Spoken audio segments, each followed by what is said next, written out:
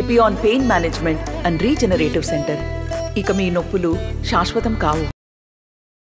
Congress party MP ticket కేటాయింపు విషయంలో మొదటి నుంచి కూడా మాదిగలకు అన్యాయం చేసిందని మందకృష్ణ మాదిగ ఆరోపిస్తున్నారు.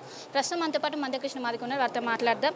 చెప్పండి, ఎప్పుడైతే టికెట్ కేటాయించారో అప్పటి నుంచి కూడా మీరు నామినేషన్ ఏదైతే బీఫామ్స్ ఇవ్వడానికి ముందు కూడా మీరు ఆశపడ్డారు, అంటే విత్డ్రా చేసుకుంటారు, అయినప్పటికీ జరగలేదు. ఎవరికైతే టికెట్స్ ఎవరైతే కేటాయించారో వాళ్ళకే ఇస్తున్నారు. మీరు ఏ విధంగా చూస్తున్నారు?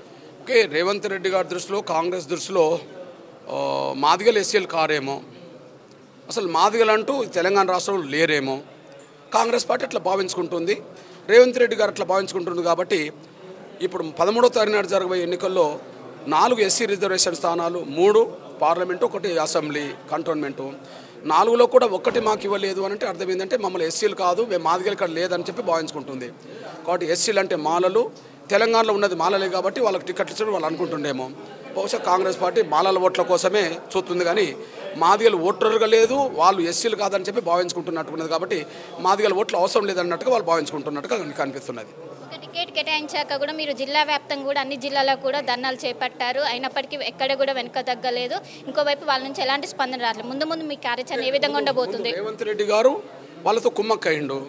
ఓకే, ఆ కుమ్మక్కు కావడానికి వాళ్ళకు రాజకీయ పలుకుబడి ఉన్నది, వాళ్ళకు ఆర్థిక వనరులు కూడా వాళ్ళకు ఉన్నాయి. వాళ్ళు ఆర్థిక వనరులు 100 కోట్ల రూపాయలు ఖర్చు పెట్టగలుగుతారు. రాజకీయ పలుకుబడి మల్లికార్జున ఖర్గే అధ్యక్షుడు, వాళ్ళ మాల నాయకుడే కాబట్టి చెప్పించుకోగలుగుతారు. కాబట్టి వాళ్ళతో కుమ్మక్క అయింది ఎవరంటే రేవంత్ రెడ్డి గారు. మాకు ఆర్థిక పలుకుబడి లేదు, ఆర్థిక స్తోమత లేదు, మాదిగోళ్ళకు రాజకీయ పలుకుబడి లేదు. కాబట్టి వీళ్ళను దూరం పెట్టినా కూడా మనకు నష్టం లేదని వాళ్ళు భావించుకుంటున్నారు. కాబట్టి మాదిగల ఓట్లు అడిగే నైతిక హక్కు కాంగ్రెస్ రేవంత్ రెడ్డి కోల్పోయింది. కాబట్టి మరి ఆయన 14 సీట్లు గెలుతూ అంటుండు. కాబట్టి మాదిగల సపోర్ట్ లేకుండా, బీసీల సపోర్ట్ లేకుండా జనరల్ స్థానాన్ని రెడ్లకు ఇచ్చిండు, ఎస్సీ స్థానాలు మాలలకు ఇచ్చిండు, మాదిగేతరులకు ఇచ్చిండు. కాబట్టి మాదిగల మద్దతు లేకుండా రెడ్లు ఒకరే ఓట్లెత్తరేమో, మాలలు ఓట్లెత్తరేమో, బీసీలు కూడా ఎట్లా ఓట్లేసే అవకాశం కనిపించట్లేదు. ఎలా గెలుతారో కూడా చూస్తాం. ఇంకోవైపు కాంగ్రెస్లో సీనియర్ నాయకుడిగా మోత్కుపల్లి నరసింహారావు ఉన్నారు, దీన్ని ఆయన వ్యతిరేకిస్తున్నారు. మీరు బీజేపీకి సానుకూలంగా ఉన్నారు. ఈ రెండింటిని ఏ విధంగా చూడాలి? ఓట్లు ఎటువైపు పోలవుతాయి మీ? ఓకే, ఇప్పుడు ఎస్సీ వర్గీకరణ కోసం మొదటి నుంచి ఈ మధ్యకాలంలో బీజేపీ మాకు చేస్తా అన్నది నరేంద్ర మోడీ గారు చేస్తానన్నాడు. కాబట్టి గౌరవ ప్రధానమంత్రి మీద నమ్మకంతో, విశ్వాసంతో ఆయనకు మేము ఓట్లేయమని గతంలో చెప్పేశాం. ఓకే, ఇప్పుడు సీట్ల కేటాయింపులో 4లో 3 బీజేపీ మాకు ఇచ్చింది. కాబట్టి మాదిగలు బీజేపీకి సపోర్ట్ చేస్తారని మేము ఆశిస్తున్నాం. మరి కాంగ్రెస్ పార్టీలో ఉన్నటువంటి సీనియర్ నాయకుడే కాంగ్రెస్ మీద ఆవేదన వ్యక్తం చేస్తున్నాడు కదా.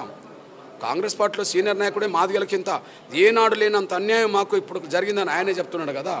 కాబట్టి ఆయన అభిప్రాయం ప్రకారం కూడా కాంగ్రెస్ పార్టీలో ఉన్న మాదిగలు కూడా కాంగ్రెస్ పార్టీకి ఓట్లేసే పరిస్థితి లేకుండా పోతుందనే విషయం మా నరసింహన్న మాటల ద్వారా కూడా అర్థమవుతుంది కదా. ఇంకోవైపు మీరు డైరెక్ట్గా సపోర్ట్ చేస్తున్న బీజేపీ పార్టీ అధికారంలోకి వస్తే ఎస్సీ, ఎస్టీ, బీసీ రిజర్వేషన్ రద్దు చేస్తానని ఒకవైపు ముఖ్యమంత్రి రేవంత్ రెడ్డి స్వయంగా వెల్లడించారు. దీన్ని ఏమంటారు మీరు?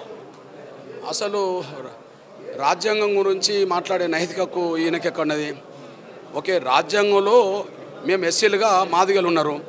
అసలు ఎస్సీలో ఉన్న మాదిగల్ని ఎస్సీలుగానే గుర్తించినప్పుడు, రిజర్వేషన్లు మాదిగలకు వర్తింపజేసినప్పుడు నువ్వే ముందు మమ్మల్ని ఎత్తేసినట్టు అయింది కదా. రాజ్యాంగం ఎత్తకపోవడం దేవుడు ఎరుగు ఎన్నికల తర్వాత.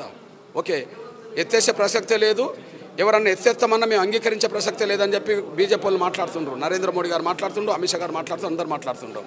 కానీ నువ్వు ఎస్సీల నుంచి మమ్మల్ని ఎత్తేసినట్టు చేసావు కదా, నువ్వు ముందు ఎత్తేసావు కదా. ఎస్సీల నుంచే మమ్మల్ని ముందు ఎత్తేసి రాజ్యాంగం మారుతుందని చెప్పి నువ్వు మాట్లాడమంటే దయ్యాలు వేదాలు వాళ్ళించినట్టు కాదా? అదే సమయంలో మీ దృష్టికి తీసుకొస్తున్నాను నేను. రేవంత్ రెడ్డి గారు ఒక విషయం మర్చిపోవద్దు. నువ్వు ఎస్సీలు అంటే మాలలకు దోషపెట్టాలనుకుంటున్నావు, నువ్వు ఎస్సీ జనరల్ సీట్లని రెడ్లకు దోషపెట్టాలనుకుంటున్నావు. కాబట్టి నీకు మూల్యం చెల్లించుకునే రోజు దగ్గరకు వచ్చిందనే విషయం కూడా గుర్తుపెట్టుకో. మీరు కావచ్చు, మోత్కుపల్లి నరసింహ సంయుక్తంగా పోరాటం చేస్తున్నారు. స్పందన రాకపోతే ఏ విధంగా ముందుకెళ్ళబోతున్నారు? 4వ తారీఖు దీక్ష కూడా చేపడతామంటున్నారు. 4వ తారీఖు నాడు దీక్షకు మా జాతి ప్రజల్ని ఆహ్వానిస్తున్నాం. వాళ్ళు వస్తారు. దీక్ష రోజు మోత్కుపల్లి నరసింహన్న గారు, నేను కలిసి ఒక రాజకీయ నిర్ణయం స్పష్టంగా తీసుకుంటాం. అంటే ఆ రోజు ఎంఆర్పీఎస్ పూర్తి మద్దతు ఎవరికి ఇస్తుందని క్లారిటీ ఇస్తారా మీరు? ఒకవైపు ఆయన కాంగ్రెస్లో ఉన్నారు, మీరు బీజేపీ ఉన్నారు, అటు క్లారిటీ ఇస్తారా? మా నిర్ణయంలో క్లారిటీ ఉన్నది, మా అన్న నిర్ణయంలో క్లారిటీ రావాలి. 4వ తారీఖు నాడు వస్తుంది. సో మొత్తం మీద ఇది పరిస్థితి. మొత్తం మీద మొదటి నుంచి మేము పోరాటం చేస్తున్నాం. అన్యాయం చేసింది టికెట్ కేటాయింపు విషయంలో. 3 రిజర్వేషన్ స్థానాలు ఉంటే ఒక్కటి కూడా మాదిగలకు కేటాయించలేదు, మొత్తం కూడా మాదిగలకే కేటాయించింది. అయినప్పటికీ మొదటి నుంచి పోరాటం చేసినప్పటికీ కాంగ్రెస్ నుంచి ఎలాంటి స్పందన లేదు. ఇంకోవైపు కాంగ్రెస్ సీనియర్ నాయకుడైన మోతుకుపల్లి నరసింహులు దీనిపైన వ్యతిరేకిస్తున్నారు. మేమిద్దరం సంయుక్తంగా దీనిపై పోరాడితే ఇంకోవైపు మే 4వ తారీఖు ఇద్దరం దీక్ష చేస్తామని ఒకవైపు మందకృష్ణ మాదిగ మనతో పాటు చెప్తున్న పరిస్థితి కనిపిస్తుంది. కెనపర్సన్ సూర్యతో కలిసి శిల్ప RTV హైదరాబాద్. నమస్తే అండి. ఇది వ్యాపారం గురించి కాదు, ఓటు గురించి. ఎన్నికల్లో ఓటు వేయడం మన హక్కు మాత్రమే కాదు, కర్తవ్యం. ఎంతో మంది మహా నేతలు శ్రమించి ప్రాణత్యాగం చేసి ఈ అవకాశాన్ని మనకిప్పించారు. అందరూ ఓటు వేద్దాం. ఎందుకంటే ఓటు హక్కు ఊరికే రాదు. నా ఓటు ఎవరికో తెలుసా? అది సీక్రెట్ అండి.